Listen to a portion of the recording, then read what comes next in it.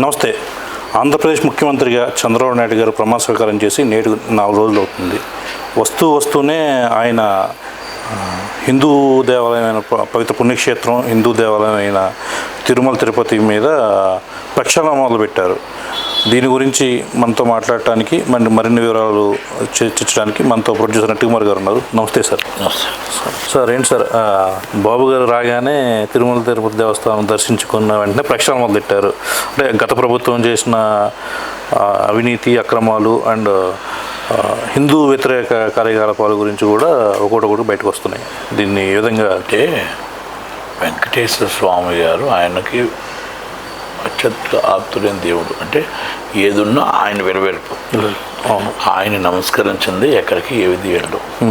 అందుకే ఫస్ట్ ఆయన దర్శనం చేసుకొని ప్రక్షాళన కూడా అక్కడి నుంచి మొదలుపెట్టాడు. ఎందుకంటే దేవుడికి అన్యాయం జరిగింది ఈ 5 సంవత్సరాల్లో. అక్కడ అన్యమత కొన్ని నాన్ వెజిటేరియన్ అవ్వచ్చు, ఇంకోటి అవ్వచ్చు, ఎన్నో జరిగాయి. అవి జరగకూడదు. అవును. ఏడుకొండల వాడికి మనం ఇప్పుడు కూడా దీపారాధనతో మనం నియమకంతో చేయాలి. నిత్యం కొన్ని నియామకాలు కూడా మనము మంగ్లీ గారిని అవ్వచ్చు, ఇక అక్కడ సుబ్బారెడ్డి గారిని అవ్వచ్చు, అక్కడ ధర్మారెడ్డి గారిని అవ్వచ్చు, అక్కడ బొమ్మన కరుణాకర్ రెడ్డి గారిని అవ్వచ్చు, దేవుణ్ణి ఊరు తిప్పడం అవ్వచ్చు. అంటే అవన్నీ కూడా ఆచారానికి విరుద్ధం. ఓకే.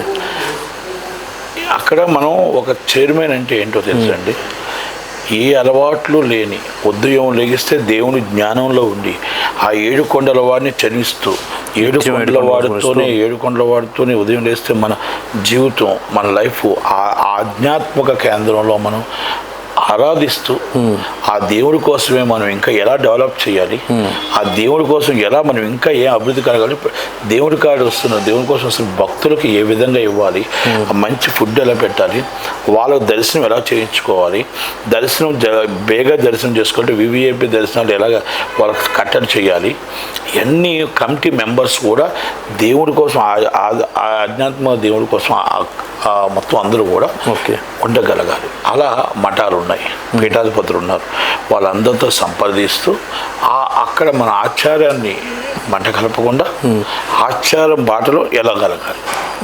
అది ఎప్పుడైతే మనకి వైవి సుబ్బారెడ్డి గారిని పెట్టారో, ఆయనకి స్మోకింగ్ అలవాటు ఉంది. దేవుడు భక్తుడే, అందరం భక్తులమే, ప్రపంచమే దేవుడి భక్తులం. Not only Hindu or Muslim or Christian, ప్రపంచమే దేవుడి భక్తులం. భక్తులం వేరు, ఆచారం పాటించడం వేరు. భక్తులు చాలా భక్తులు అంటే భక్తులే, కానీ భక్తులు వేరు. అందుకంటారు సన్యాసిని తీసుకున్నాము అంటారు. ఎందుకో తెలుసా? ఉదయం లెగిస్తే దేవుడి కోసమే జ్ఞానిస్తాను అంటారు. జ్ఞానం చేయడానికే నేను సన్యాసం తీసుకున్నాను, నాకు ఇంకొకటి కనబడకూడదు అంటారు. క్రిస్టియన్ మతంలో ఏమంటారంటే లేడీస్ మొత్తం టోటల్గా సర్వస్వం నేను వదిలేశాను, దేవుడి కోసమే నేను ఉన్నాను అంటారు. అలాగే ముస్లిమ్స్లో కూడా అంటే ఒక్కొక్క దేవుడిలో ఒక్కొక్క డిఫరెంట్ ఉంటారు. అందుకే అంటారు 24 గంటలు దేవుడి కోసం జ్ఞానం ఎవరి సాంప్రదాయాలు వాళ్ళకు ఉంటాయి. కానీ అందరం భక్తులమే కనుక వైవి సుబ్బారెడ్డి గారి స్మోకింగ్ అవ్వచ్చు, డిఫరెంట్ అవ్వచ్చు, అది కరెక్ట్ కాదేమో అనేది నా ఉద్దేశం. అలాగే బొమ్మన కర్ణాకు 300 రూపాయల టికెట్ని 2000 రూపాయలు అమ్మారండి. వివిఐపి దర్శనాన్ని 25,000 అమ్మారండి. సామాన్యుడు భక్తులకి టికెట్ లైన్లో నించునే వాడికి 24 గంటలు దర్శనం అంటే ఆ పిల్లలతో ఎంత కష్టాలు. అది ఒకప్పుడు పాలు ఉండేవి, నీళ్ళు ఉండేవి, టిఫిన్ ఉండేది, అవి కూడా కరెక్ట్గా లేకుండా కష్టాల్లో 24 గంటల ప్రయాణం అంటే, ట్రైన్లో ప్రయాణం అంటే ఎలాగుంటుందో దేవుడి దర్శనానికి రావడానికి 24 గంటలు అంటే ఎలాగవుతుంది, 48 గంటలు అంటే బ్లాక్లో అమ్మేస్తున్నారు. సార్, మీరు దర్శనం గురించి మాట్లాడతారు కాబట్టి ఈరోజు చూసినట్టయితే ఒక దర్శనం లెటర్ మీద ఏదైనా ప్రోటోకాల్ ప్రకారం ఒక 5గురికో 6గురికో అని ఉంటుంది. కాకపోతే ఈరోజు వచ్చిన ఒక లెటర్ చూసాము, మీడియా సర్క్యులేట్ అవుతుంది, మీరు చూసారో తెలియదు, కానీ ఒక లెటర్ మీద 50 మందికి ఒకే రోజు లెటర్ చేసిన ఈ సమయాలు కూడా ఉన్నాయి, సందర్భాలు కూడా ఉన్నాయి. చూసాను, కానీ అది రాంగ్. అది రాంగ్, అదేదో ఫేక్ సామాన్యం ఉంది, లేదా ఫేక్ లెటర్ లాగా ఉంది. ఆ రూల్స్ అనేది 6గురికి ఒక లెటర్ అండి, 6గురికి ఒక ఎమ్మెల్యే కానీ ఒక ఎంపీ కానీ ఒక లెటర్. దాన్ని ఇప్పుడు అనాఫీషియల్గా లెటర్ లేకుండా చివరెడ్డి భాస్కర్ రెడ్డి గారు, మన రోజా గారు, అక్కడ ఉన్న వాళ్ళందరూ మొత్తం అందరూ చైర్మన్లే, అందరూ భక్తులే, అందరూ దేవుడి భక్తులు లోనికి వెళ్ళిపోతున్నారు. ఇది ఆచారం 300 రూపాయల రేట్లు ఇవన్నీ కూడా ముందు కట్టడి చేయాలి.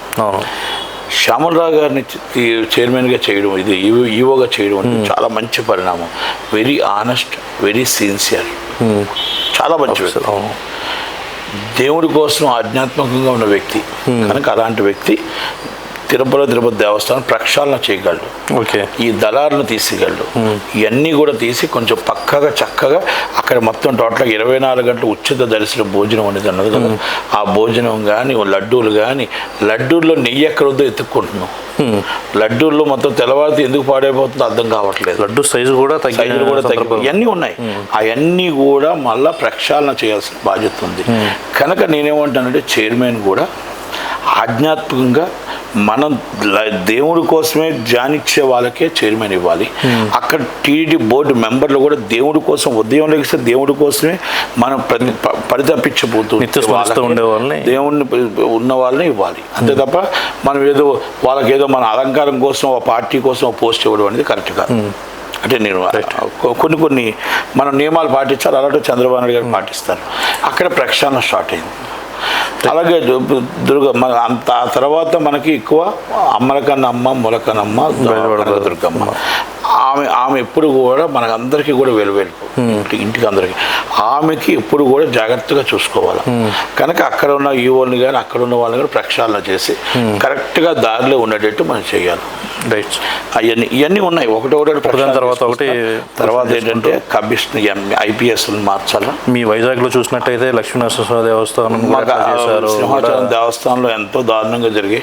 ఆ దారుణాలన్నీ కూడా తిప్పికొట్టి అశోక్ గజపతిరాజు గారు మళ్ళా పాపం చాలా కష్టపడ్డాడు. ఆయన చాలా అవమానపడ్డాడు. అలాంటిదంతా కూడా ఆయనకి అన్నీ కూడా మన మంచి రోజులు వస్తాయి.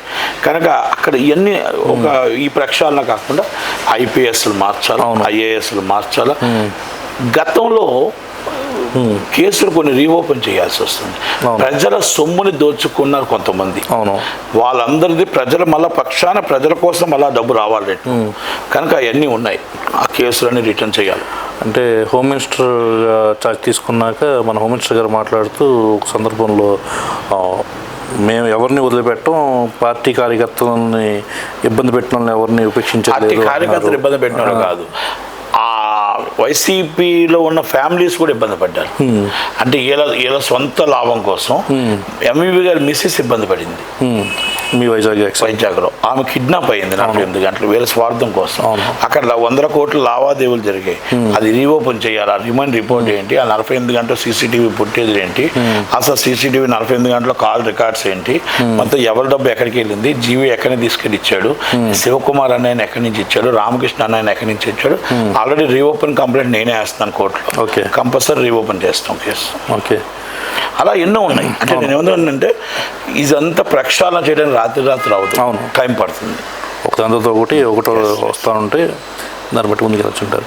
అండ్ ఈరోజు చూసినట్టయితే హైదరాబాద్లో మన లోటస్ పాండ్లో జగన్మోహన్ రెడ్డి గారి ఇంటిని రోడ్ల ఆక్రమణలో కూల్చడం జరుగుతుంది అని చెప్పి అంటున్నారు. అంటే గత ప్రభుత్వం ఆలస్యం చేసిందంటారా? దాని విధంగా గత ప్రభుత్వం దత్తపుత్రుడు కదా, కనుక వాళ్ళు రోడ్డు కట్టించుకున్నా కూడా కేసీఆర్ గారు ఏం చెప్పారు. కేసీఆర్ గారు మొత్తం దాచుకున్నారు. కేసీఆర్ గారు అనేది మొత్తం టోటల్గా కేసీఆర్ గారు ఆంధ్రప్రదేశ్ 2 రౌడీల పాలన, రౌడీల రాజ్యం. అడిగిన వాడిని కొట్టడం, అడిగిన వాడిని తన్నడం, ఏది ఏమైనా సరే రోడ్డు మీద ఈడ్చుకొట్టడం, అంతే. ఏం దాంట్లో ఏం లేదు. కనుక చట్టం తన పని తను తీసుకుపోతుంటుంది. యాజ్ వన్ లా